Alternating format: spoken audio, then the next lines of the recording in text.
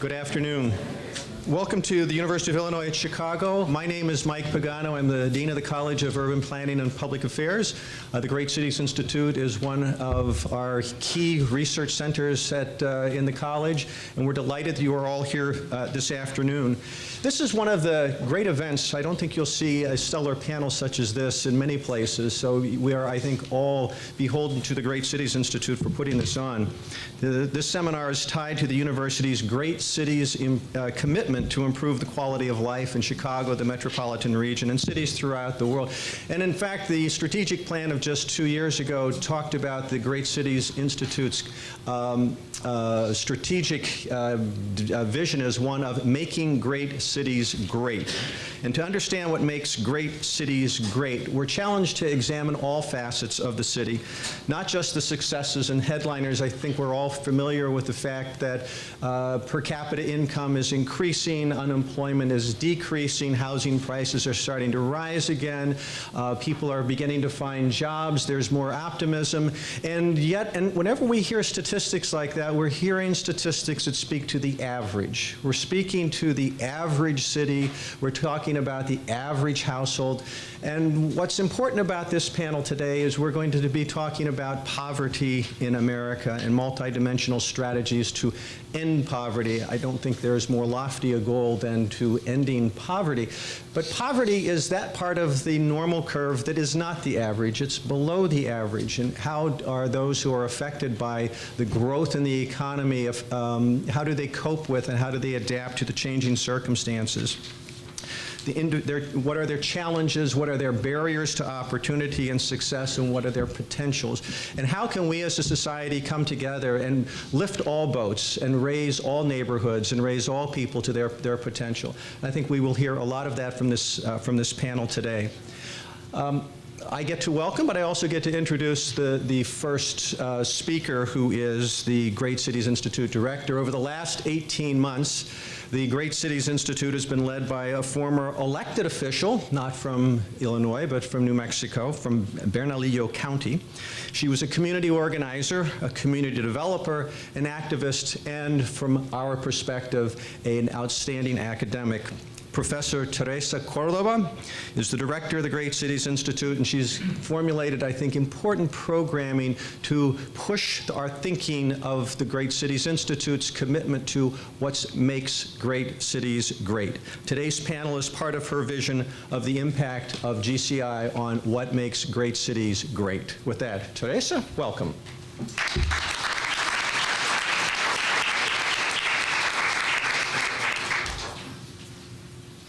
Hello, everyone. We are so pleased that you are here. So welcome to all of you. It's wonderful to see so many of you here. Your presence, of course, signifies your interest and concern for the rampant and growing poverty in this city and in this nation. Millions of people are either living in poverty or falling into poverty, unable to find employment, and unable to meet the rising prices of goods and services.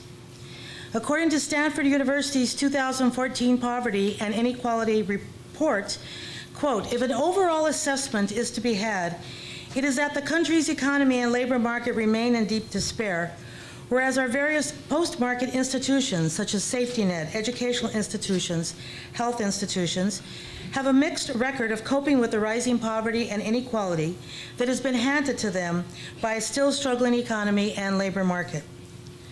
The report states that the official poverty rate increased from 12.5% in 2007, thank you, to 15% in 2012. And the child poverty increased from 18% in 2007 to 21.8%. So the child poverty rate is increasing even more. But that is what has brought us all here together today. The Great Cities Institute series, Poverty to Prosperity, came out of our deep-seated commitment to examine the systemic issues that impact the quality of our communities and the underlying problems that must be addressed if we are to build healthy, sustainable, and a world-class region.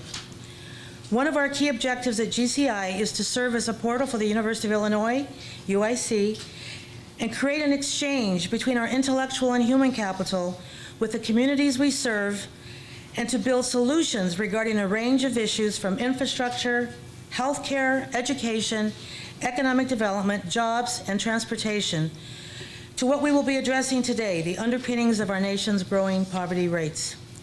Clearly, poverty is a conundrum for the ages and increasingly visible in our American society. We see it in our streets with increased violence, in our workplaces with declining job opportunities and lack of long-term employment, and in our homes, where people are experiencing greater apprehension and anxieties on how they will pay their daily bills and how they will find a way to be sustained in their retirement years. The title of today's program, The Poverty Puzzle, Ending Poverty in America, is something that we as academics, policymakers, civic and community leaders are struggling with. Today, we will raise the issues and look forward to a robust conversation with noted journalist, author, and political pundit, Bob Herbert, who for years was a leading New York Times columnist who brought issues of poverty to our attention on a regular basis.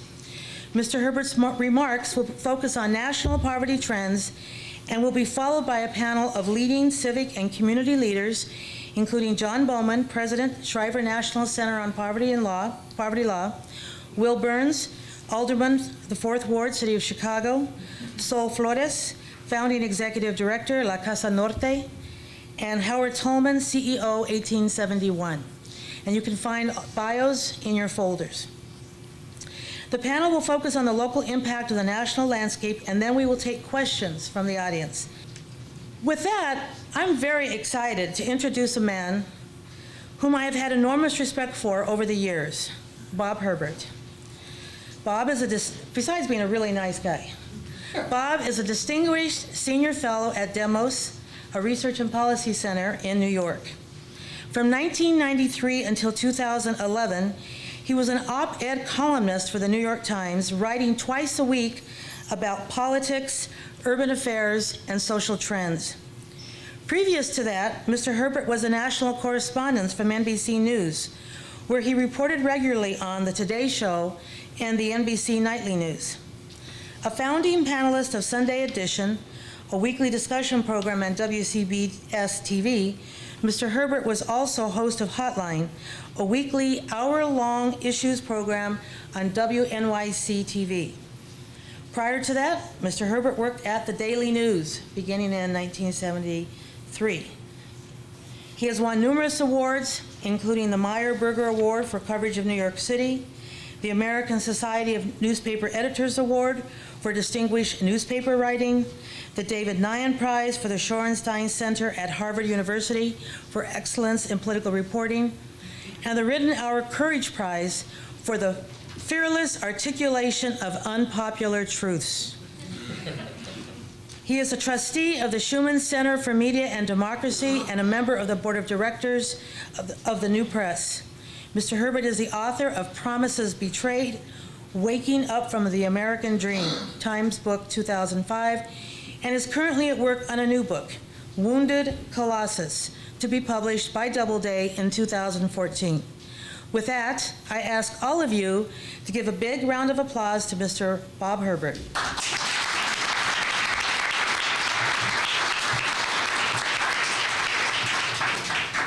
Thank you very, very much. That bio is getting longer and longer, which means I'm getting older and older. And I come into a nice space like this. I love this building, and you know, I get jealous of all these young people running around, you know, these beautiful kids and stuff. Oh my goodness, was I ever that young? I don't know. Thank you so much for coming today. I really appreciate it, and it's an honor for me to be here. And I guess we should get started.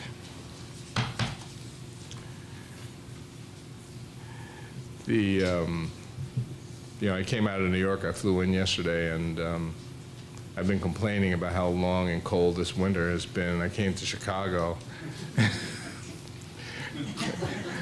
You guys have done us one better, but it's a little better today. I love those stupid criminal stories that you find on the web. One of my favorites is about a guy in South Carolina who became impatient as he was coming to the end of a 4-month prison term. So with just 3 hours left before he was to be released, he thought it might be a good idea, seeing the opportunity to escape, to seize that opportunity. So he bolted from a recreation session and fled. That is a quintessential example of bad decision-making. The escapee was soon captured and sent back to jail for another 6 months, which was 2 months longer than his original sentence. Then there was the ex-convict who robbed a bank and was surprised when the police showed up at his home a short while later to arrest him. "How'd you know it was me?" he asked. "I used the juice." The cops didn't know what he was talking about. It turned out that he had rubbed lemon juice on his face because someone had told him that that would make it impossible for the security cameras to record his image. He went into the bank thinking of himself as the invisible man. One more. Guy stole a car. When the victim described the car to the police, she told them it had a phone in it. So a cop called the number. The thief answered. Cop said, "I saw your ad in the newspaper and I am interested in buying your car." Sure enough, they made an appointment. The thief showed up with the car and he was arrested. These are amusing examples of utter incompetence, and they're funny because the consequences are not too horrendous. Things seem a lot less funny when we watch a great nation like the United States fall into a state of crisis, which is what we're in now, largely because of the neglect and bad decision-making of its leaders and its ordinary citizens. In many ways, we've acted like those stupid criminals, which is why we found ourselves in a protracted economic crisis with the greatest wealth and income inequality of any of the advanced nations, with a shrinking middle class, and with poverty growing like a cancer for which no one seems to know the cure. Nearly 50 million Americans are poor, an astonishing number when you think about it, 50 million. And that includes more than 16 million children, 1 in every 5 children in the United States. 1 in every 3 black children is poor.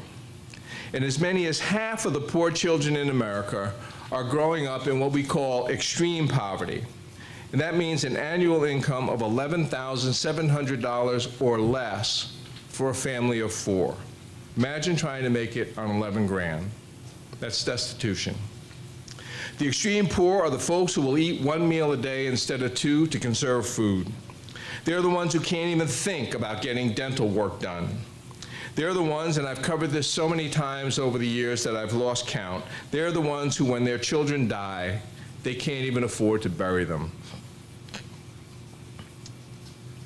Another 50 million Americans are in the category of the near poor. They're trying to make it on incomes that are just a notch or 2 above the official poverty line. So we've got about 100 million Americans, nearly 1/3 of the entire US population, who are poor or can feel the awful flames of poverty licking at their heels. Now, it was more than half a century ago, 1962, a time when John Kennedy was in the White House, that Michael Harrington published his groundbreaking book, The Other America: Poverty in the United States. Harrington complained that in the prosperous early 60s, the poor had slipped out of the consciousness of mainstream America, that they were increasingly isolated from their more fortunate fellow citizens. The poor were there all right, in enormous numbers, but the willful denial of most Americans kept them largely invisible. Tens of millions of Americans, said Harrington, are at this very moment maimed in body and spirit, existing at all levels beneath those necessary for human decency. If these people are not starving, they are hungry, and sometimes fat with hunger, for that is what cheap foods do. They are without adequate housing and education and medical care. In an introduction to a 30th anniversary edition of The Other America, Irving Howe wrote that the book was a cry of the heart, an appeal to the conscience of the good people of America. He said that Harrington was asking, how can you allow such a scandal to fester in this country? Well, I would ask the same question today, more than 50 years after it was first posed.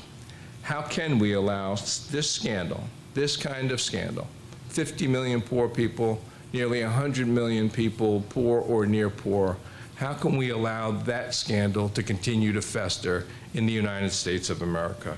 What is wrong with us? Where is our compassion? Have we placed our sense of ethics or morality in cold storage?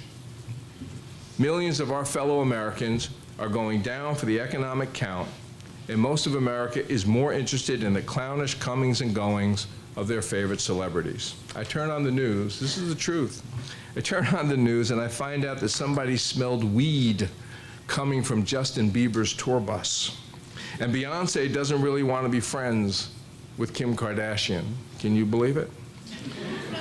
I actually saw that stuff on the news. This afternoon, before I came over here, I'm looking on the web, and I find out that Time has compiled its 100 most influential people in America.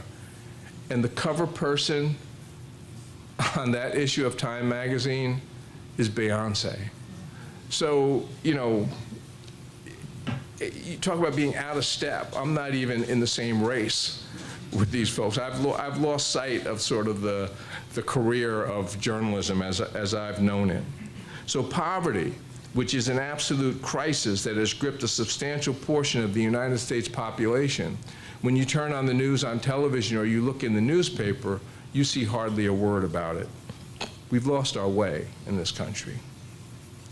In the play Death of a Salesman, Willy Loman's wife, Linda, famously says, "Attention must be paid." That could be pretty much the theme of my talk here today. People are suffering, the bottom is falling out of the American standard of living, and it is not all right for us to pretend that everything is all right. Everything is not all right. Attention must be paid. One of the few mainstream outlets that has been paying attention, at least at times, to the poor is my old paper, the New York Times. Just this week, there was a front page story about life in an impoverished county in West Virginia. McDowell County was a place in which the coal industry was king for the longest time, but the people who made the money off the coal packed up and left a long time ago. And what they left behind was a great deal of sorrow and suffering. And here's what the Times wrote. Much of McDowell County looks like a rural Detroit with broken windows on shuttered businesses and homes crumbling from neglect. In many places, little seems to have been built or maintained in decades. Numbers tell the story as vividly as the scarred landscape. 46% of children in the county do not live with a biological parent. According to the McDowell County Commission, their mothers and fathers are in jail, are dead, or have left them to be raised by relatives. Now, we have tended to think of poverty as primarily an inner city or a black problem, but it's a tragic problem across broad sectors of our society. Spend a little time in some of our down-at-the-heel suburbs or Rust Belt communities in rural towns and villages, and you'll see the poverty and joblessness, the broken families, the out-of-wedlock births, the drug and alcohol abuse, the domestic violence, and on and on. This is what economic deprivation has always done to people. The incarceration rate in McDowell County is among the highest in America. We're in denial about just how bad things have become. A report came out a few years ago showing that the life expectancy for the poorest and least well-educated white Americans had dropped by 4 years since 1990. Can you imagine a 4-year drop in life expectancy in just a couple of decades? Now, I thought that would be a big national story, but I was wrong. And that's what I mean when I say we're in denial. The press won't even give a lot of coverage to a story of that kind of significance. People run to the shelter of denial when they just can't face the truth, when the truth just seems too awful to contemplate. And when you get into the heart and soul of poverty in this country, when you really see it, it is almost too awful to contemplate. Now, this terrible expansion of poverty and the concurrent shrinkage of the middle class is occurring at a time when the economic elite in America, that small sliver of the population at the top of the economic pyramid, are enjoying riches that could never previously have been imagined in all of our nation's history. Rockefeller would have looked on at this stuff, you know, that's going on today, and he would have said, oh my goodness, I missed the boat. Until recently, we had a mayor in my city, New York, who was worth more than $30 billion. But among Michael Bloomberg's constituents, the 8 million residents of New York City, 1 in every 5 was mired in poverty. The homeless family caseload in New York is so great, right now, it's so great, that the shelters have to turn families away every night. More than 50,000 people crowd into the New York shelters every night of the week. Bloomberg himself was callous about the homeless problem. He could afford to be callous. He had at least a dozen residents that I was able to count up. And you know, he was so wealthy and had so many places to stay that he disdained living in the mansion that the city of New York's taxpayers provide for their mayors, Gracie Mansion. He, you know, why live there? I mean, that was like, I don't know, a dozen steps down for Bloomberg.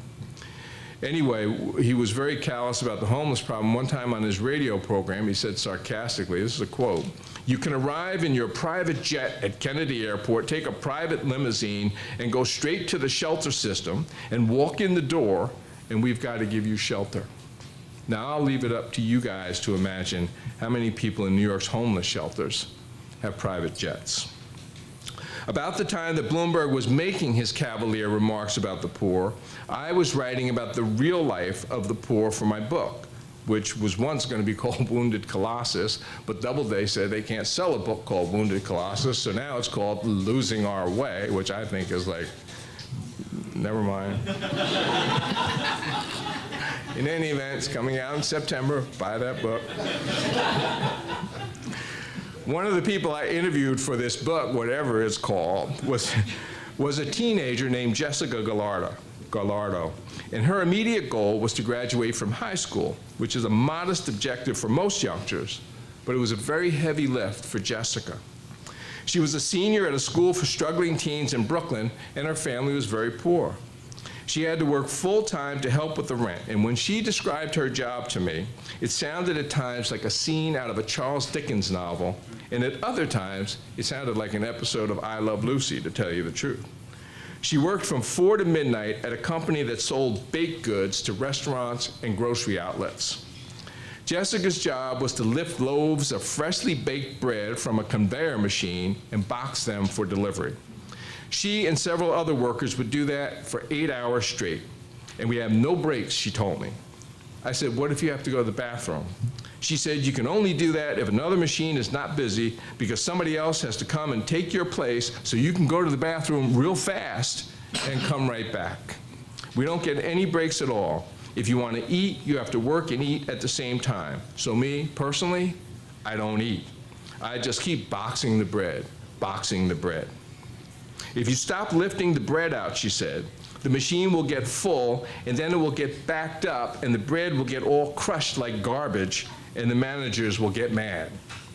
For that, Jessica was paid $7.25 an hour, the minimum wage. She'd get home at 1 o'clock in the morning, and then she'd have to do her homework.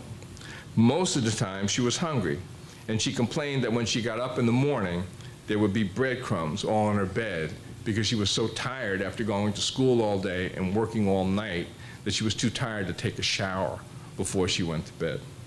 That's what it's like to be poor. Imagine trying to graduate from high school under those kinds of conditions. While I was trying to learn as much as I could about the challenges faced by poor people in America, the federal government was busy with its plans to cut food stamp benefits. Now that pretty much falls into the category of stupid criminal acts, if you ask me. The Times reported on a soup kitchen in Charleston, South Carolina, where worried discussions were taking place about how to cope with declining food stamp availability. And according to the article, people said they felt desperate. Many stuffed extra bread or cake into their pockets for later in the day and traded advice on which agencies might be handing out free groceries later in the month. A nun who worked at the soup kitchen said people at this level of need are already going hungry. People going hungry in the United States of America. She said it's frightening how we think of the poor. And it is frightening. Franklin Roosevelt and Lyndon Johnson would have been horrified at the thought of soup kitchens and overcrowded homeless shelters in the United States in 2014. That sounds like something out of the Great Depression of the 1930s. Poverty can eat away at people's souls. I remember a series of conversations that I had some years ago with young people right here in Chicago who were out of school, out of work, and as I wrote at the time, all but out of hope. They did not talk, as my friends and I did when I was young, about finding that perfect job. They did not talk about being in love and eventually marrying and raising a family. They did not express a desire to someday own their own home. There was, to tell the truth, when I talked to these kids, a remarkable absence of positive comments and emotions of any kind. There was a widespread sense of frustration, and there was some anger, but mostly there was just sadness. And a lot of those kids just seemed depressed to me. And you do not want to see that in young people just starting out. But that's what poverty does to people. It beats you down. It wears you out. It does that even to the very young. So where did we go wrong? I can sum that up in one word: jobs. You can talk all you want about anti-poverty programs and the safety net, about broken families and early childhood education, about the earned income tax credit and raising the minimum wage. And I'm in favor of all of that and more, but that's just treating the symptoms, easing some of the pain. None of those programs will substantially diminish the number of people in poverty in the United States. They're palliatives. The only real way to get people out of poverty is to put them to work at jobs that pay a decent wage. And we're not doing that in this country. We're doing just the opposite. We're destroying jobs and trying to pay people as little as possible. More and more people are working part-time or temping or freelancing because there are fewer and fewer full-time jobs available. And forget about benefits. Now, I know you see this. I know it. If it's not happening to you personally, it's happening to relatives or friends of yours. Colleges and universities across this country, I visit them. Some of them have offered me jobs.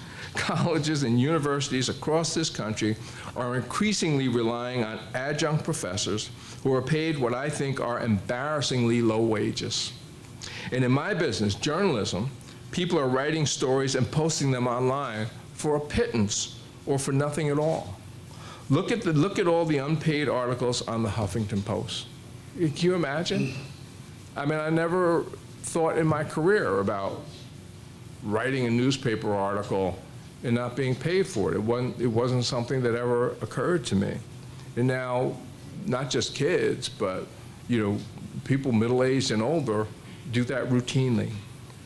I know college students who, they come to me and they want advice, and they say, how can I have a career like yours? I want to model myself on your career. And, I don't know what to tell them, because the way it used to work was you got a job at a newspaper or a local radio or television station, and you learned your craft, and you got promotions and advances and worked your way up, and you learned your profession. And now you can't get your foot in the door for the most part. It's very tough. And I hate not to be able to give, a more hopeful answer to these youngsters than I can give, and yet I'm unwilling to be untruthful with them. Young people coming out of first-rate four-year colleges and universities are having a terrible time finding decent work of any kind. Many, if not most of them, are taking jobs that once went to high school graduates and even dropouts, jobs in restaurants and bars and supermarkets and retail outlets. I know college graduates who are working as nannies. The high school graduates are being pushed down to even more menial work or out of the labor force altogether. From the year 2000 all the way up to 2012, no net new jobs were created in the United States, not one, even as the working age population continued to grow. At the end of last year, 4.5 years after the official end of the Great Recession, more than 20 million Americans were jobless or underemployed. Millions more were working at jobs that paid just the minimum wage or a little above the minimum. And in the shadows were other millions who had dropped out of the labor force entirely or were working sporadically and were not counted in the official statistics. That's why we have so much poverty in America. The U.S. economy is no longer creating anything close to enough jobs for everybody who wants and needs to work. Now, this was no accident, and it wasn't the result of some natural, unavoidable economic imperative, the so-called invisible hand of the free market. No, this was the result of the deliberate savaging of payrolls as a way of bolstering profits. Over the past few decades, the very idea of paying a decent and secure wage for ordinary workers became anathema in the business world. Alan Sinai, who was the chief global economist at the research firm Decision Economics, bluntly explained the reality to the New York Times back in 2012, and this is a quote. "American business is about maximizing shareholder value. You basically don't want workers. You hire less, and you try to find capital equipment to replace them." That's what's going on in this country. The upward mobility that once defined the American dream has made a U-turn. Without good jobs, ordinary Americans will never be able to substantially improve their standards of living, and that means that the poor will have an extraordinarily tough time climbing out of poverty. Some will make it, sure, undoubtedly. Some people will make it, but most will not, and that's the truth, and the statistics are bearing that out. The only way to do something about poverty in the United States is to do something about jobs. But for all the rhetoric that we hear about jobs, jobs, jobs, there is no serious effort by policymakers to create the tens of millions of good new jobs that are required to lift people out of poverty and secure the economic well-being of the middle class. We should be clear about something here. There is no effort to change our job creation and employment policies in the ways that are needed because there is no desire among the policy-making elite to do so.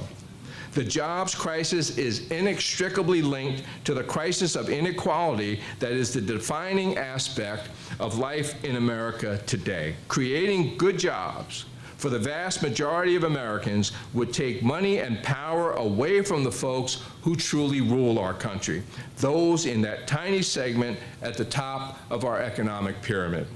A transformation of the U.S. into a truly middle-class country. That's a country in which most people have a comfortable and secure standard of living, and very few people are poor, requires a radical redistribution of the wealth in America, and we aren't even allowed to talk about wealth redistribution in polite company, unless, of course, we're talking about tax cuts and other forms of redistribution to the top. How bad has the inequality become?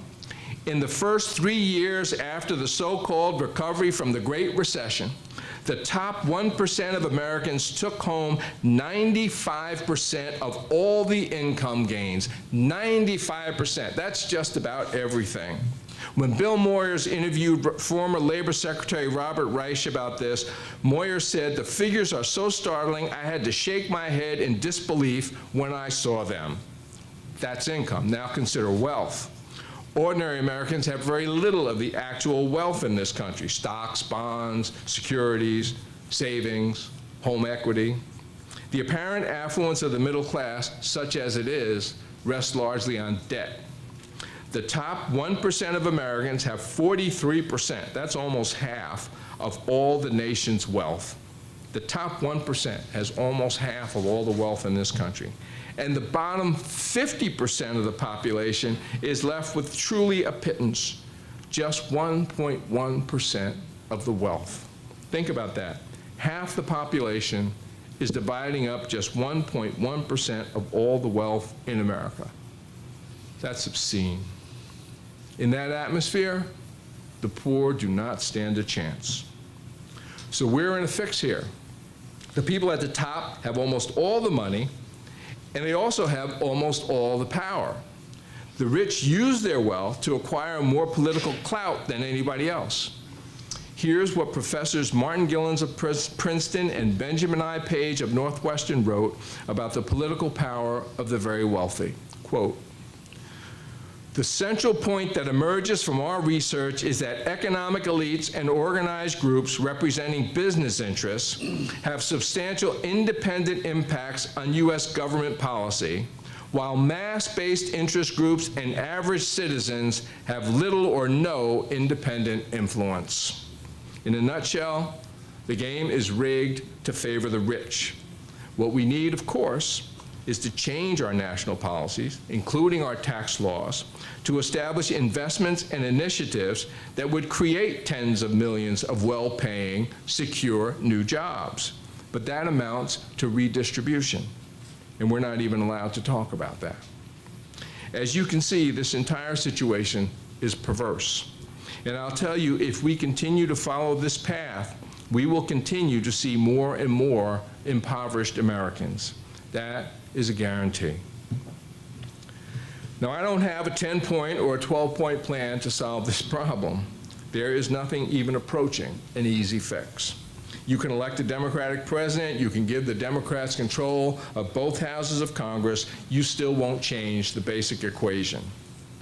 From my perspective, the only thing that has a chance of working is direct citizen action of a very militant kind. I think back to the early days of the labor movement and the civil rights movement. Attention, as that character in Death of a Salesman said, must be paid. It's up to ordinary people to haul America out of the ditch that the banks and the corporations and the politicians have driven us into. I'm talking about people, when I say ordinary people, I'm talking about people like you and me, hardworking people who want to get ahead, but would also like to see our children and our fellow citizens get ahead. Now, whenever I talk about ordinary people stepping up and taking the lead, I get skeptical glances. A woman I met in Wisconsin said to me, "I feel powerless. Other than voting, what kind of clout do I have? What can I do?" Well, the answer is a lot. So many of the monumental changes in American society were brought about because ordinary people saw unfairness and injustice all around them and decided that they had to do something about it. Go all the way back to the abolitionists who stood up and cried out against the evil of slavery. And then, as I said, there were the early days of the labor movement when people rolled up their sleeves and in many cases risked their lives to bring about a better day for working people. And where would we be without the civil rights movement and the women's movement? All of those movements were initiated and led by ordinary men and women who were fed up with an intolerable status quo. That's how societies change. Real change doesn't come from the top down. If you're on top, why would you want things to change? Transformational change always occurs from the bottom up. Now, that's a big task, and it will require inspired leadership, and it will take a long time. But I don't see any other way. So we need to get started now, today. Now, I know you guys are concerned about these issues, otherwise you wouldn't be here today. And many of you are already working on some of these problems. But ask yourselves what more you can do. Ask what kind of leadership you can provide. We're surrounded by people in awful trouble, men and women and children who could use our help, who desperately need our help. Just look at what's happening to youngsters in the streets of Chicago. And there's terrible things going on in my city, in New York. Reach out to your friends and relatives and colleagues and enlist them in the fight against economic injustice. You can do that.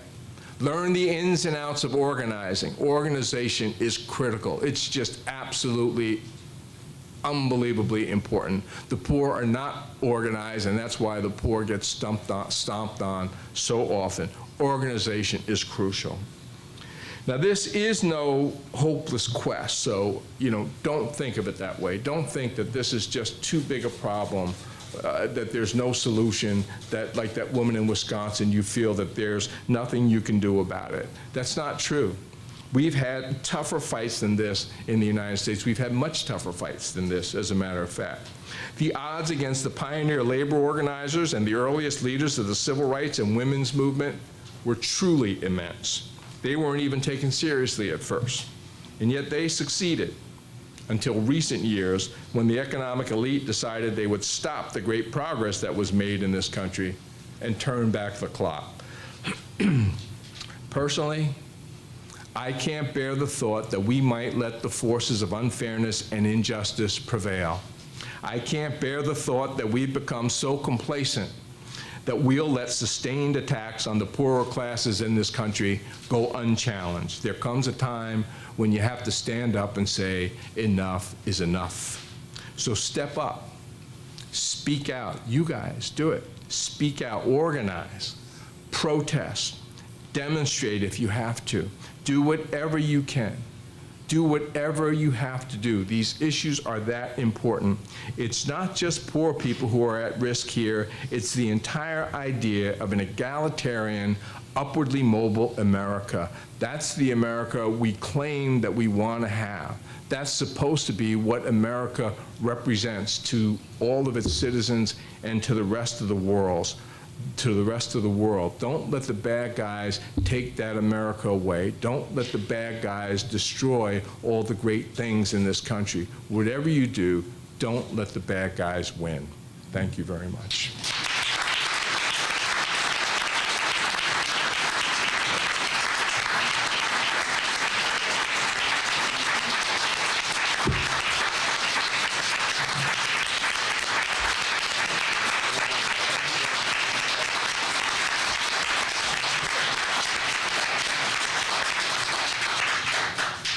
Bravo.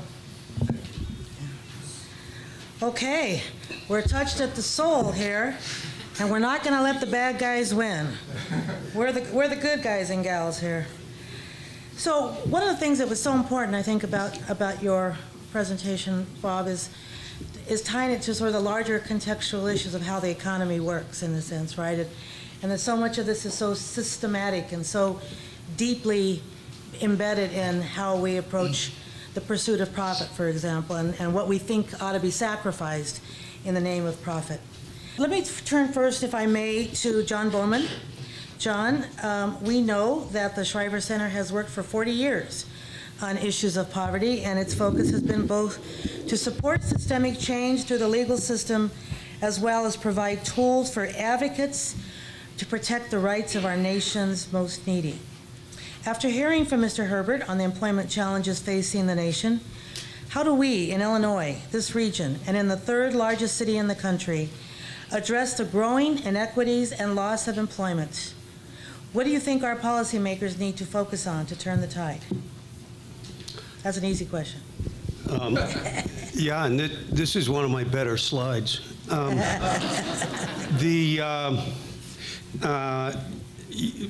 What do you say, right? We've been, like you said, we've been working on this for 40 years, and I'm afraid we're not doing that well, are we? But here's the thing. I think we have to remember three things. One is that there's a substantial part of people in poverty who actually aren't in the workforce. So we're going to talk today about employment and so on, but let's remember that there's a lot of people in poverty who are children, who are seniors, who are people with disabilities, whether they're officially disabled or not officially disabled, but practically so, and are unable to work. They're not in the workforce. So let's not forget that we need to have a safety net like we did once before to make the poorest demographic in America, seniors, the least poor demographic in America with Social Security, Medicare, Medicaid, and food stamps. And that, that you can make a big dent in this with smart investments. The second thing is that it's sort of bad news and good news. The bad news is there isn't a silver bullet because it's such a complicated web of issues: housing, jobs, the quality of the jobs, the issues with education and so forth, and violence and on and on. The good news there, though, is that if you do anything smart and large scale on any one of those things, you will make progress and you will make an important difference. So that's not a reason for paralysis. It's just a host of opportunities to do good to bring poverty down.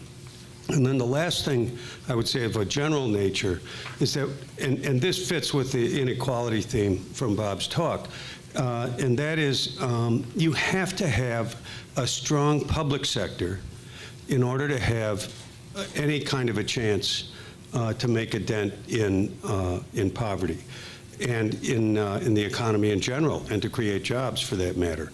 Now, I'm not saying, you know, the discussion is socialism versus not and so on. Those are just extreme ways of talking about it in the political discourse.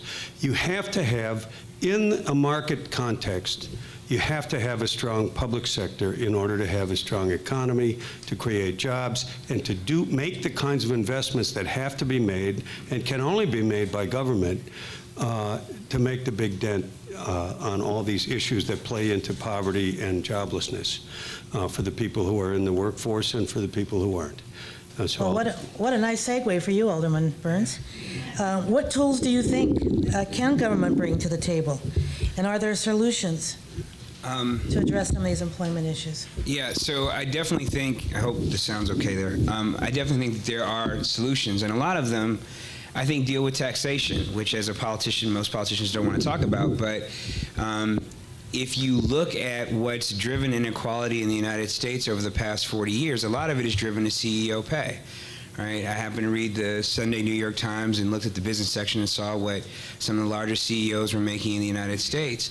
And if we had higher levels of progressive income taxation at the federal level, at the state level, if we balanced taxation on capital versus wages, we could achieve not only the resources for the public sector that are necessary to make the investments that my friend John Bowman talks about, but we also help to reduce the growing inequality in the United States at the same time. I also think that in Chicago, at the local level, there are lots of things. I have a litany. We can talk about that. But we have to be very conscious about race. And I think that in the United States, race distorts a class identity, and race is many times, I think, a proxy for class. And I think that unless we take a stronger look at enforcement mechanisms around fair housing laws, anti-discrimination in employment, and systems that are racially neutral but have a racially disparate impact, i.e. The high rates of incarceration within the African American community, and the economic death sentence that it provides for many young men and women who are in prison on nonviolent drug offenses. There are a host of things we need to be looking at in that lens. So those are some of the things I think about. Well, and you've mentioned seniors, for example, as being a group that is facing some difficult economic situation. But we also know that women and children are at the center of the poverty puzzle. What do you see, any of you, and Sol, you might want to take this on before we move to the topic of homelessness, but this is for any of you. What do you see as some of the ways in which we can support women, our families, and build pathways for self-sufficiency? Well, I will just start. One of the things that we know is really important is to help children build emotional and cognitive capacities, right, to be able to learn and increase their educational attainment. And how we do that is by supporting families. And when you think about the greatest number of people growing into homelessness in this country is families, well, then that's a complete disconnect. You know, as we think about where numbers are going in the future, and is there or sort of this will to end poverty, we know that 1 in 45 children, young people, will experience homelessness. So that's over 1 million kids today in 2014 in the United States of America, right? And what we know about these same young people and children is that fewer than 1 in 4 will graduate from high school, less than half are proficient in reading and math, and almost half of them suffer from some acute or chronic disability, or both physical and mental learning disability. So besides the basics, besides the obvious of providing basic human needs, right, food, clothing, and shelter, organizations on the ground are doing the next level of support, which is so critical to moving people out of poverty and to addressing the issues that children and young people as part of families need to be able to get past the most immediate crisis. That's really important, and go ahead. Yeah, I would say there's a number of things. One is, think about the numbers of people in poverty who are in single-parent, children who are in single-parent households, and how hard we make it for those parents to work, even in minimum wage jobs. The story of Jessica there in Brooklyn, was it? How difficult it is to just hold that job. And I didn't detect from the story whether she was trying to care for a child, but a huge chunk of the people in poverty are people in that circumstance who are also having to deal with children. And so the notion of a workplace that has no flexibility whatsoever, no predictability. A lot of these jobs have variable schedules that you don't even find out about until like Monday. Here's your schedule this week. Sick time, the ability to take care of a child, to take a kid to school on the first day, to meet the teachers, to all the things that you have to do to give the child a good start in life. Go back to what are the conditions of the parents' attempt to work, and attempt to make that work in a rigid and thoughtless kind of workplace mentality, no matter what the salary level is. And then there's issues about minimum wage, and there are vast parts of the workforce that work in the domestic workforce where there's no protection whatsoever. Even the minimum wage and OSHA rules and things like that don't apply there.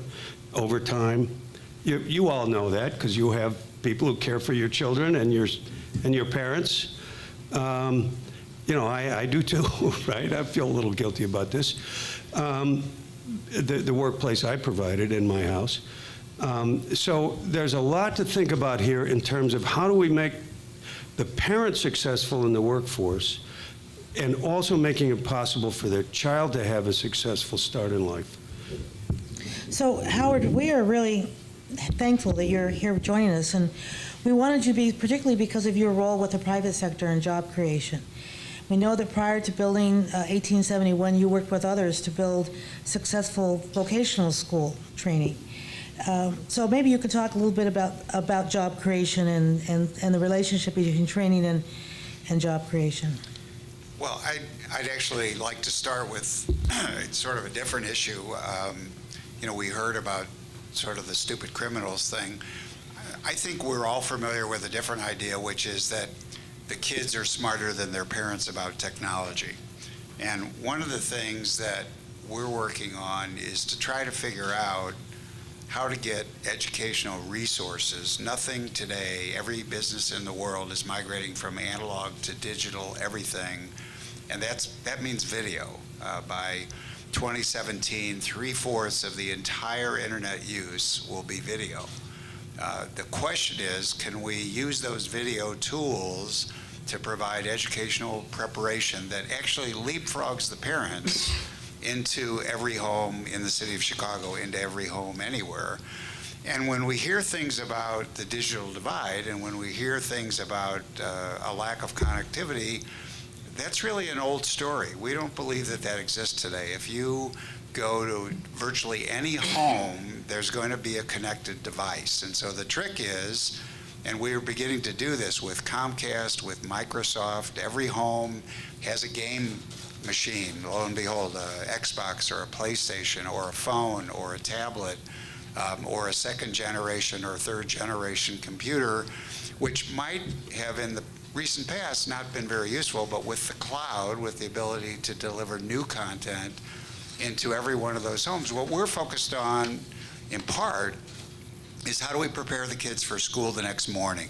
And if we can do that with video that's addressable, that the kids can access anywhere they are, which is absolutely the case, whether it be the libraries or in their homes or what have you, and be prepared for a new kind of class also, because a class is no longer going to be I talk, you listen. It's not going to be 25 kids that we pretend are learning at the exact same rate in the exact same fashion. It's going to be every kid sitting in front of a device, and we're going to have differentiated learning, and some will be extracurricular, and some will be remedial, and some will be on par. But the point is, the teacher will be there to assist the learning process.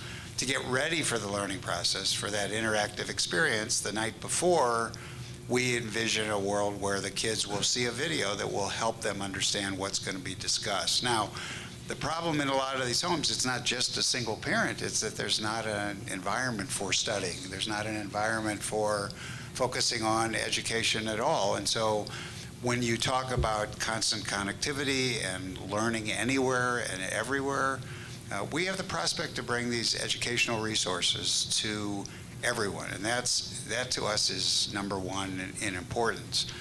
To get to the job issue, 1871, if anyone doesn't know what it is, it was the year of the Chicago fire. It's also the name of where we work. And it's a startup factory. It's a factory for creating new businesses. We have right now 240 new businesses being built there right now. About 1,000 people a day come to 1871 to work. It's an amazing sort of convergence of a tremendous number of resources. And to Bob's point, actually this idea of no new net job creation is true in the overview, but as we heard about, focusing on the medium as opposed to, the averages and things like that, in the startup sector, that's the only place where new jobs are being created. We know this for a fact. Our first 25 companies graduated after about 14 months. They created 300 new jobs. They raised $30 million. They have an annual run rate now of about $10 million. They're making jobs. They're actually making a difference. This is the engine for growth. Small businesses don't grow. New businesses grow dramatically in the first 5 years of their life. And so that's our focus. It's a tiny contribution, but it's a contribution that actually can scale, and it's one we think will make a big difference. So we have three kinds of conversations, in a sense, going on. One is the fact that there aren't enough jobs, and there needs to be job creation. Another one is that people are being shut out of jobs. For example, when Alderman Burns mentioned people get criminalized and don't get access to it, or don't there are other ways that obstacles are placed in front of people, transportation and so on. And the third one is, what do we do to prepare people for those jobs that are there, or that could then potentially be created in entrepreneurial ways? So let's look at the not enough jobs again a little bit more. Any of you want to address the question about, and maybe building off on a little bit of what Howard just said, in terms of what it takes to actually build jobs when we've got these forces working against the creation of them, more in line for profit and destroying jobs on the way to do that. And I'm going to go ahead, Alderman, and then I'm going to have Bob's going to address it.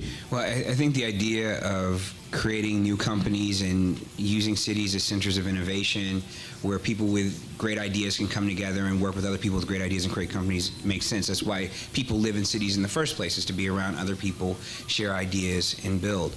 But we also need investments. For example, when I was in the legislature, the Black Caucus put into the state capital program a few years ago several $100 million for green job creation, right? So the basic idea was that the state would provide contracts to companies to retrofit homes. in low and moderate income communities, but the trick was that there would be a workforce trained to do the work, and they would be hired by the contractors to do the work in those communities. So it's a lot of moving parts, but the basic idea is, how do we use state infrastructure dollars to reduce energy costs for low and moderate income people? How do we reduce carbon emissions? And how do you create living wage jobs for people with nominal skills? The truth of the matter is, it takes 2 to 3 weeks to train someone to do weatherization work, the basic job of putting together storm windows for insulation and the rest, right? My mother, who was a social worker, is a social worker, she's still alive. She ran a settlement house for 33 years. And in the 70s, when Jimmy Carter was the president, they had a program where they trained the kids in the Carver Park housing estates on how to do just that. So I take this idea as a state rep 30 years into the future, and it's the way we do it. And those jobs, if it's state funded, you're using prevailing wage, you're talking about in 2009 $17 an hour, right? So it was high enough to provide a living wage for low and moderate income people, but those were the kind of jobs that the guys who were electricians and carpenters thought was too low wage, so they didn't really care. The program, because it's government, has not lived up to its full potential, and I'm hoping that it will at some point. And other state reps and other folks will push on that needle, but that's the kind of innovative thinking that we need to be engaged in. I mean, infrastructure is more than just roads and bridges. One other thing, too, and I'll stop talking, is that I mentioned race earlier. It's very difficult to use race in creating workforce programs, right? The Supreme Court's made it very clear that you can't do that. It's very difficult to do that. But what the city could do is say that on every construction project over a certain dollar amount, that X percentage of the apprenticeship hours, right, on that construction project would be performed by people coming from low and moderate income communities. Right? The Port of Oakland, for example, in Oakland, California, has a project labor agreement which specifies that a number of the apprenticeship hours on the construction of the Port of Oakland would be performed by people coming from the poorest areas in the city of Oakland, because we know that poverty is a proxy for race, and geography is a proxy for race. So there are ways that we can create those kinds of opportunities within the structures we have. There has to be a political leadership that's willing to take on those kinds of fights. Go ahead, Bob.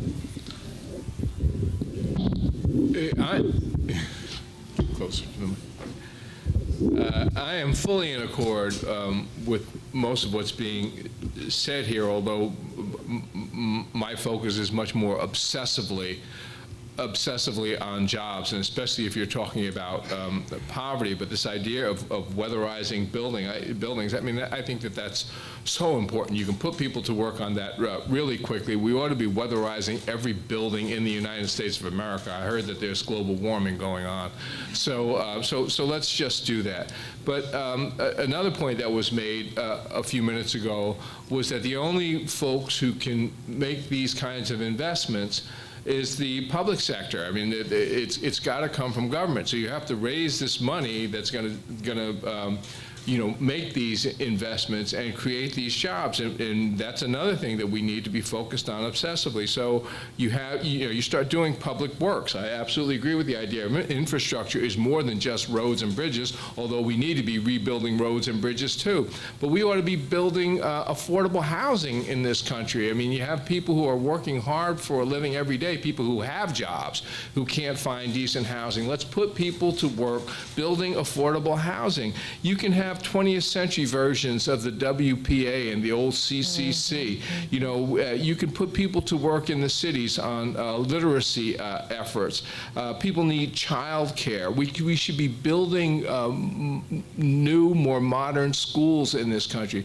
We should be doing everything possible. In other words, we have all these folks who need work, and we have all this work that needs to be done.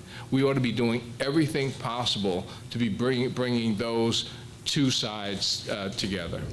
So perhaps there's a connection between the decline in corporate taxation and the decline in the coffers of the public sector. So maybe you can... think? You think? And of course, the big question there is, what kind of political will does it take to turn that around, right? Well, we're going to find out a piece of that next week. There's a provision pending in Springfield The Illinois Constitution, in the wisdom of its founders in the 1970s, provides for a flat income tax, which is regressive, and so you cannot have a progressive income tax with higher rates for higher incomes and lower rates for lower incomes until we amend the Constitution. So that provision has to pass with supermajorities by the end of next week, or it won't be on the ballot next fall. So there's an early indication of where the political will is. Is that a call for everyone to call their state reps? Pardon? Is that a call for action here, to call your state rep? Yeah, I think it is, but I didn't know we were allowed to do that in academia. But I will anyway. You can, I can't. I can just pose it Senate as a Joint question. Resolution, Constitutional Amendment 40. Vote yes.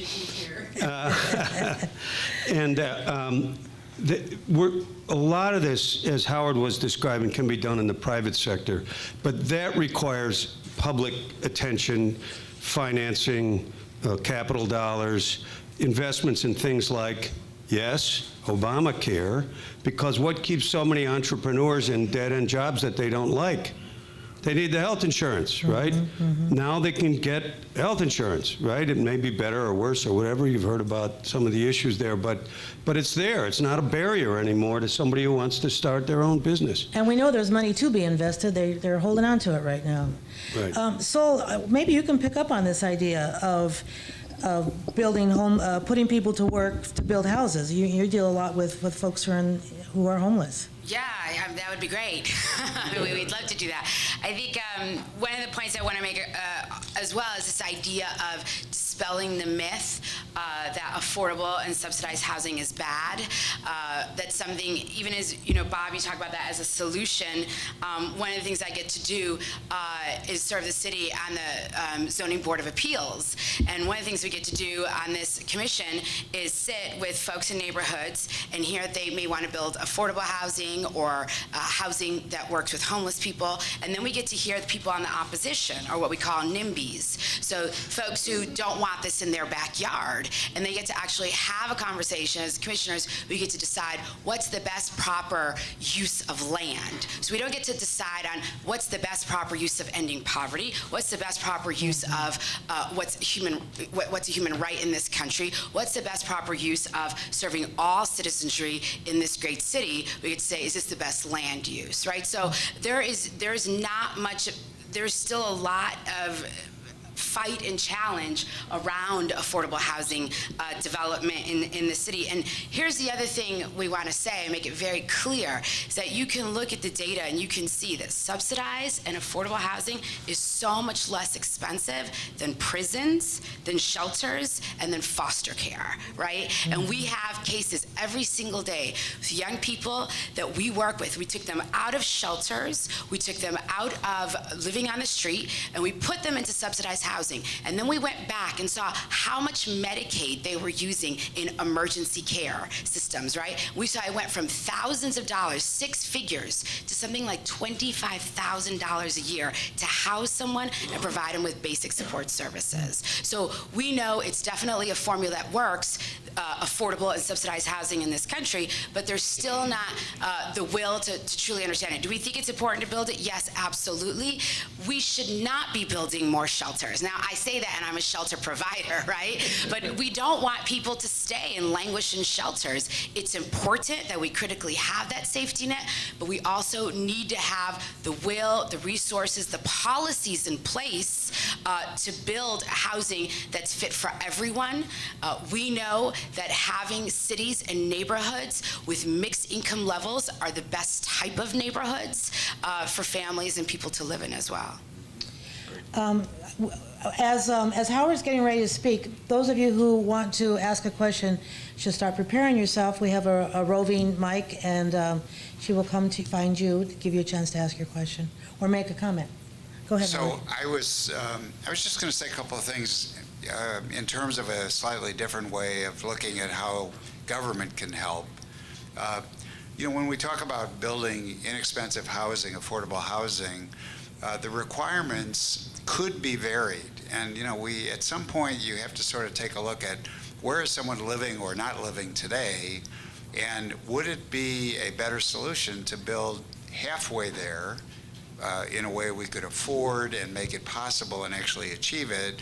Or do we have to build it to crazy standards developed by union labor sort of legislation and things like that that make it almost impossible to achieve these results? And the other thing that we're working on, we're doing, as a matter of fact, interestingly enough, you were talking about the jails with Commissioner Gaynor. We're doing, one of our companies is doing jail education, which is to provide these same kind of resources to people that are sitting in jails watching Jeopardy for the 4,000th time and getting the same 3 answers wrong every single time. I mean, there are opportunities around education that are just sitting there waiting. Connectivity enables that. The other thing is, when you talk about wiki work, and wiki work means that a huge number of people that could be doing effective work, but who are place-based, disabled, transportation challenged, location challenged, we can push work out to them now. We can make them a piecemeal or part-time workers and create real opportunities for people who literally can't afford the cost of going to a work site to do exactly the same work. So a lot of this is really solvable by technology. I mean, people think it's a be-all and an end-all. It's not, but there are some very low-hanging opportunities to create new ways of bringing people in and back into the workforce that we just don't look at. And we think it's because they don't have a $4 million computer sitting in their home. The truth is they don't use those computers anymore anyway. They use tablets, they use their phones. We can turn those into really successful new tools for the next 10 years. Mr. Fisher over here. So I'd like to go back to Bob's point of jobs, jobs, jobs. The one thing that has been ignored, it seems to me, is the fact that over the last 30 or 40 years, we are more and more operating in a global economy. And when you talk about what the administration can do, what the city of Chicago can do, the fact is that the political governmental structure has less and less control over the economic forces that are operating out there. I mean, we've been involved in a race to the bottom for the last 30 years in which we have shipped off thousands, tens of thousands, hundreds of thousands of jobs because, in fact, it's cheaper to produce things outside of the United States.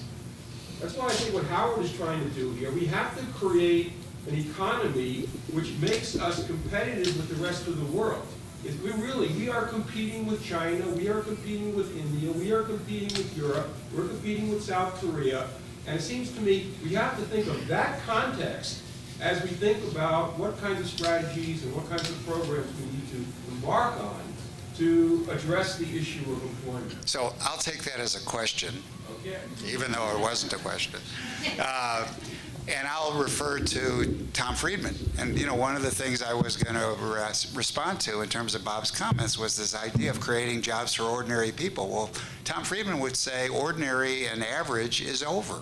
We're not going to make people competitive if we focus on that. We have to really make them exceptional, and we have to raise the bar in terms of what passes for education. There's certainly other kinds of work that can be done, but if we want to compete in this global economy, I couldn't agree with you more. But I also want to say too that the countries that you listed off, South Korea, China, Germany. You didn't say Germany, but I thought of Germany when you mentioned it.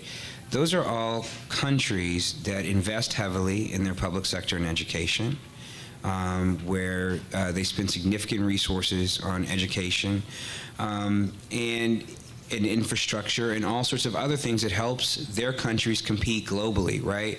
So on one level, you have an inputs question about what is the quality of our workforce, what kind of infrastructure system do we have up? I mean, quite honestly, if we want to, the number of college graduates the United States produces has dropped. Our high school completion rate has dropped in terms of world ratings. We've moved from the top of the line to mediocre because we don't invest in the things that have a high ROI that allow us to compete with the rest of the world and also help to maintain our democracy.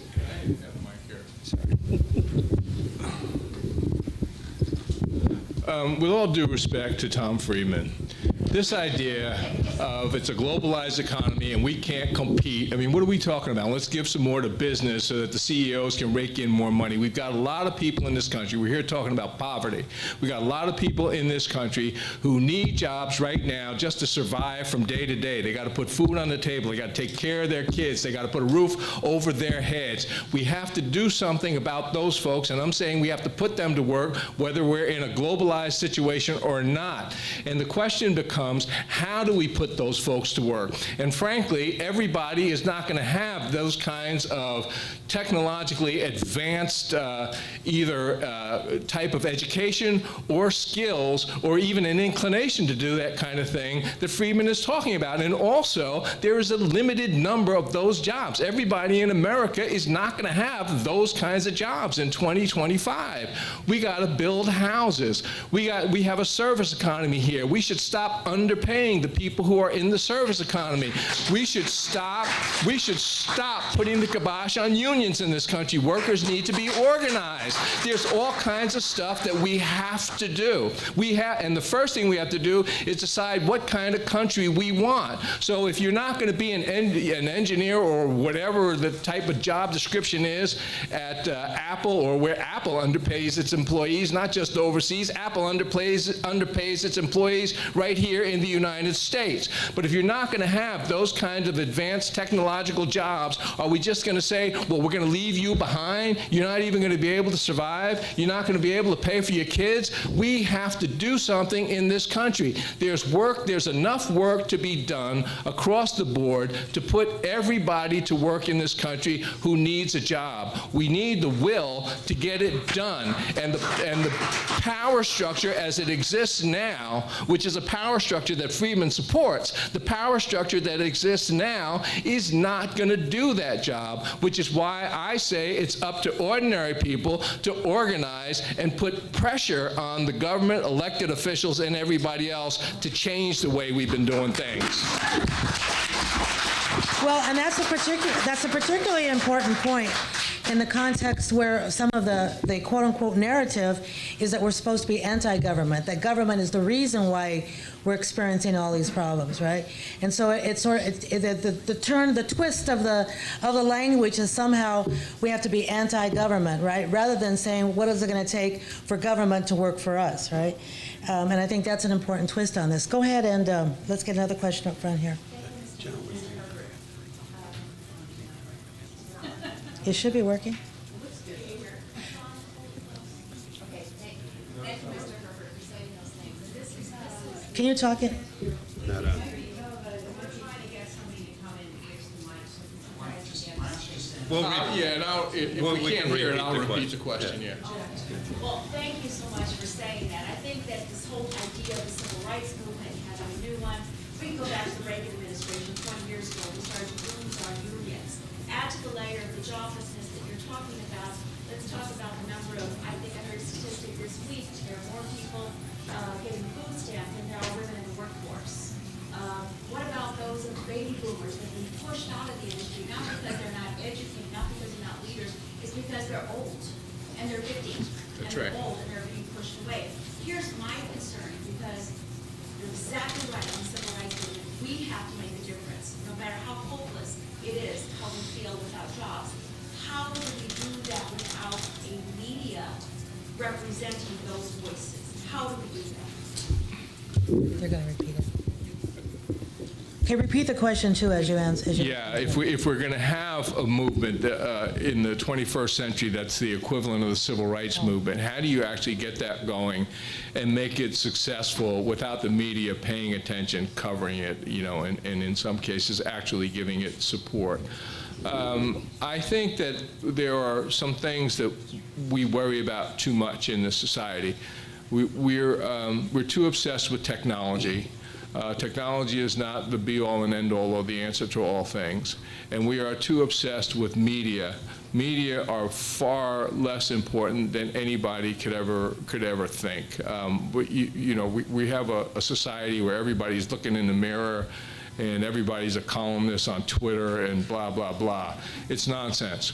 When the kids sat in at the lunch counters in 1961, media were not paying attention to them except for local media, which was hostile.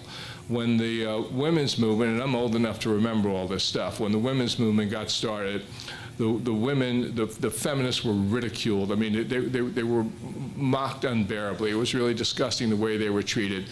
They got no serious coverage. The only kind of coverage they got was coverage that was humiliating, frankly. In the early days of the labor movement, you had the government with widespread media support calling out militias and in some cases actually gunning down the people who were in support of organizing workers in this country.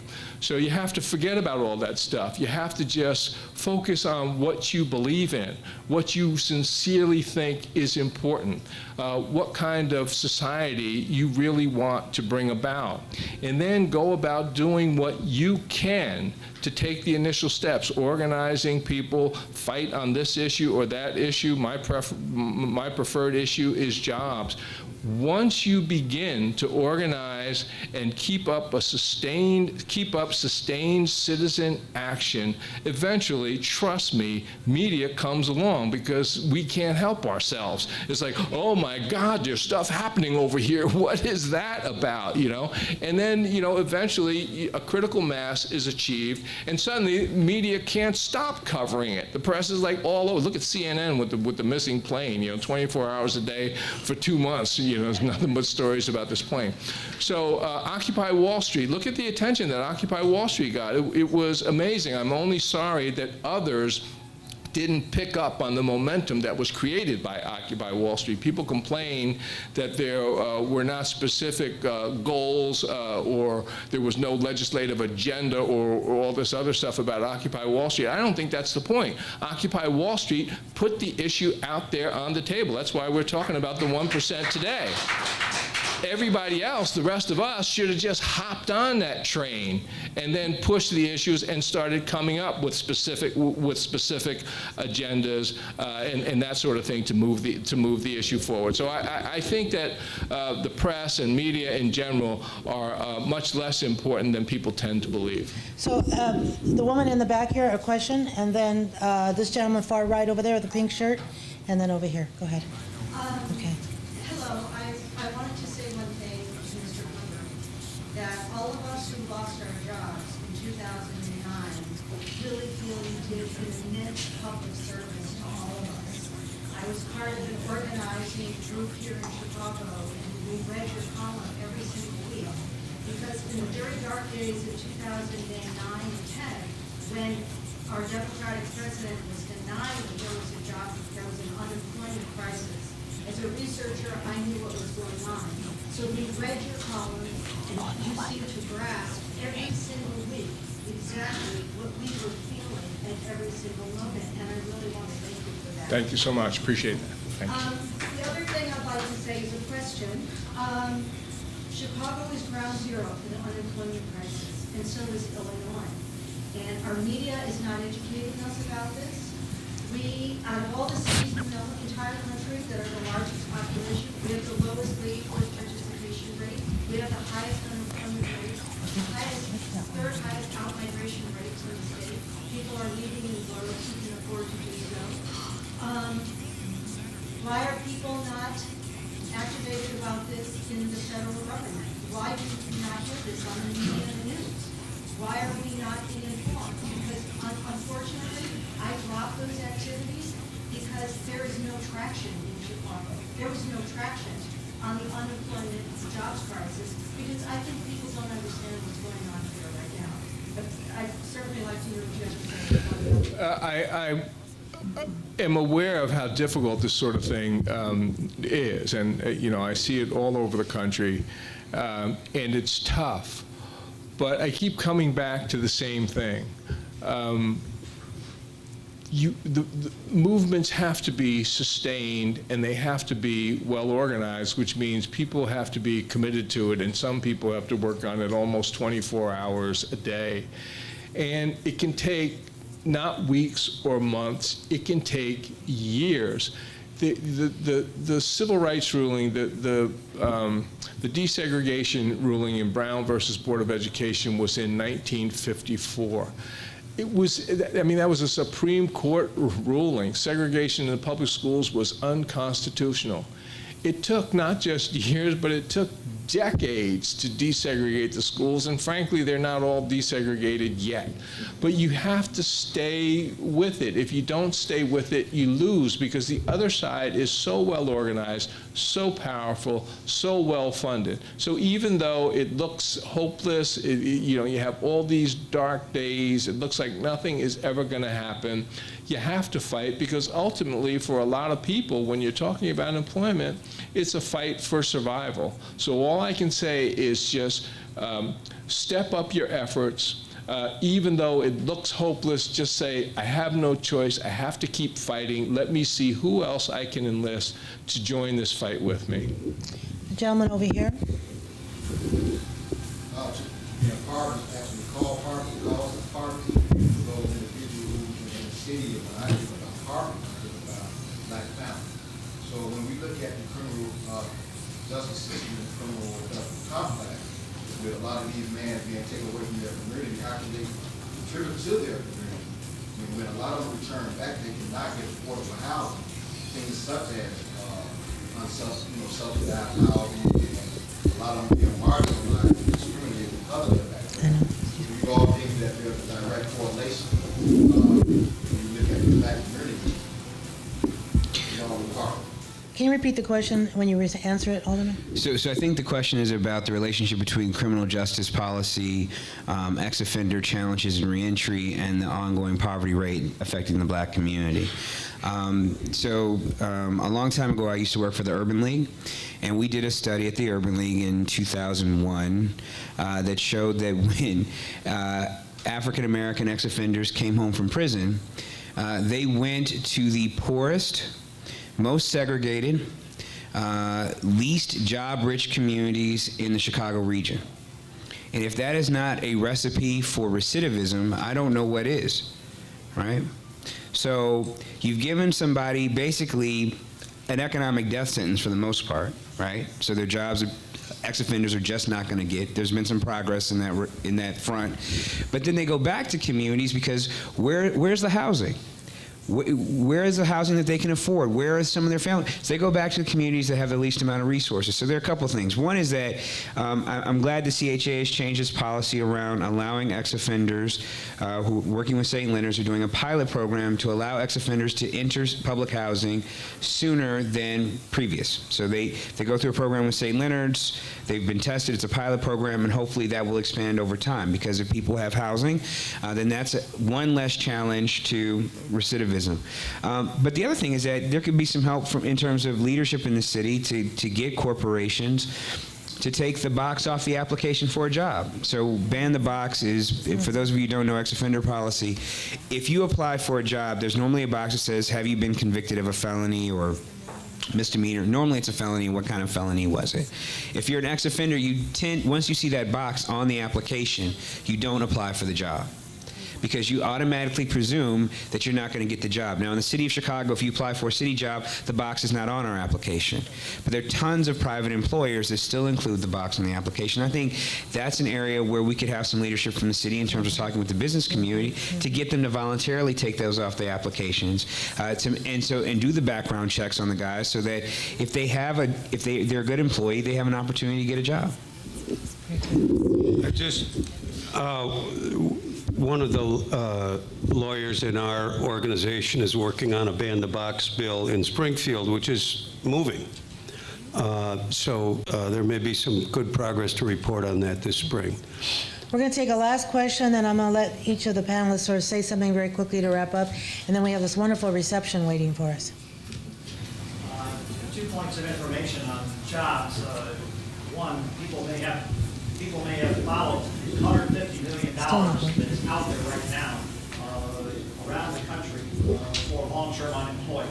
And in Illinois, DCO Workforce is taking the lead on it, and that's an initiative that people may want to organize around. There's another $600 million that was announced last week community college and innovation skill cluster areas around the country. So there is money coming out, and to some extent, the traditional workforce providers and companies are reaching out to try to link in, more parties into a system so that where the jobs are there. So that's one point to be interested in people have focused in that direction, including take the box off the dang thing here in Illinois.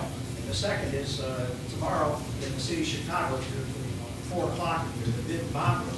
You'll find that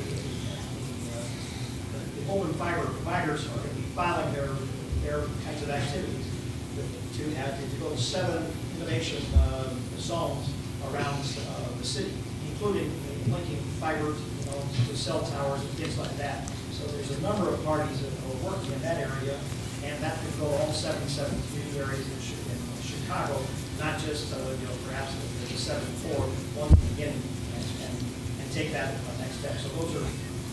So, Any comments that you could? well, I'm gonna hold the comments so I can allow one last question, but I hope you're going to the reception so that people can follow up and talk more about it. And then if any of you have any comments that you want to incorporate into your final statement, you can.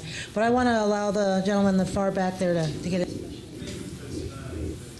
And be sure you speak loud because that mic isn't over here. Keeping accordance with time, my question was, I would like to hear from everyone on the panel, what are some principles that you personally feel are necessary for us as a community and as Americans to change the opinion of poverty here in America? What's needed, the principles that should guide us? That's great. So that could be included in your. No, that's actually a great question, and it's a great way to wrap it up. So if you all will each take that question. I'm sorry we couldn't get yours in. I'm gonna let Bob go last, so I'll go before him.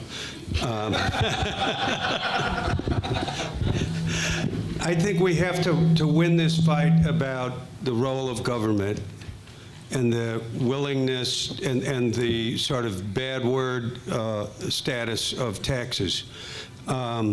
You cannot, for example, in Illinois, the cuts that have been made in the last few years have cost 30 or 40 or 50,000 jobs, depending on what you count.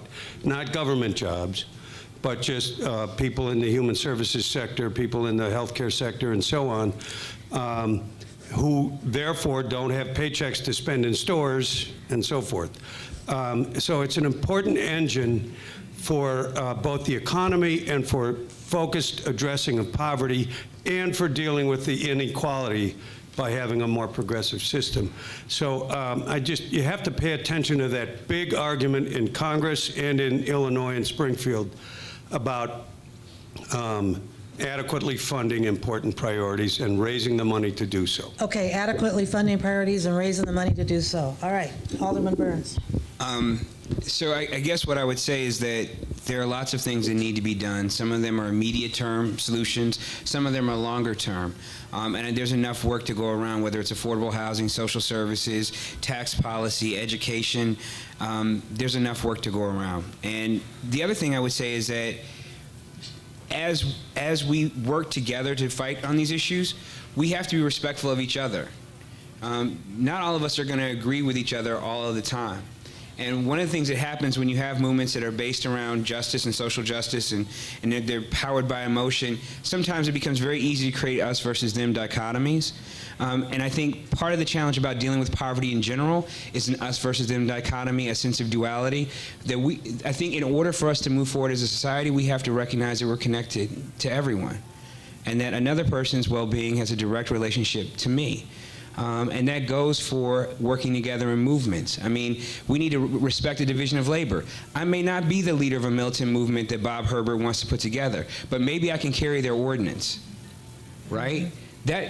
That's the kind of thinking that we need to be strategic about, right? Somebody's going to have to go outside and shake the tree. Somebody else is going to have to pick up the fruit. And the person who picks up the fruit is no worse than the person who shook the tree, or no better. And that's where we need to be as a progressive community. What I am absolutely sickened by is the circular firing squad that is the left. We haven't moved past Lenin, who in What Is to Be Done wrote more about other socialists than he did about the czar. And until we stop fighting each other, we're not going to take care of the real enemy that's causing problems for everybody. So that's it. I'm done. I love your question, and it's something that we talk about oftentimes in our organization, is what are those values that are driving us, and what do we need to do? And for me personally, what we talk about and within the organization is justice and love. Right? So every day we have the opportunity to work with young people and families and let them know that we care about them. Right? Oftentimes, some of the young people and children that come into our organization, we're the first positive, normal adult behavior and modeling that they've ever had in their lives. What we also know about young people and children is that they're incredibly resilient, right? They want to do well. Families want to work. Moms don't want to be in shelters, right? When we see moms and they're coming off the streets or they're living in places that are not fit for human habitation, our immediate thing is, we want to get you to a shelter. And her first thing is, I don't want my kids to live in a shelter, right? So parents want to do what's best. And I think public policy and where we need to be in terms of government needs to be continuously feeding and taking care of our basic human needs. You know, Bob, I love your comment, and I invite any of you to join me next Wednesday, April 30th, as we're going to take 50 young homeless people on the bus to Springfield to advocate to our legislature to say yes to the governor's budget, which is a flatline budget from the past 5 years. So it doesn't even mean we get to serve more people, we get to serve the same amount of people with less resources. All right, that's why we're always glad we have a woman on the panel. Women What? love, justice. So to answer the question in particular, the only two things that I would say is that if you want to represent an improvement, I think you have to start with a manageable task. You have to keep score, and you have to demonstrate results. That's what people respect. And the second thing we say, as we're dealing with all these companies that have enormous aspirations, is that you can't boil the ocean. You can't solve every problem at once. And so I think progress, and you heard it from Mr. Bowman, that progress is about grabbing something and trying to make a concrete, provable result, and then to build off of that. It's really about foundations first, and that's how progress is really made. If I was going to leave you with a last thought, it would be that people have to organize to fight poverty and create jobs. If you're not organized, you will not prevail. So organize, organize, organize. Thank you. Amen.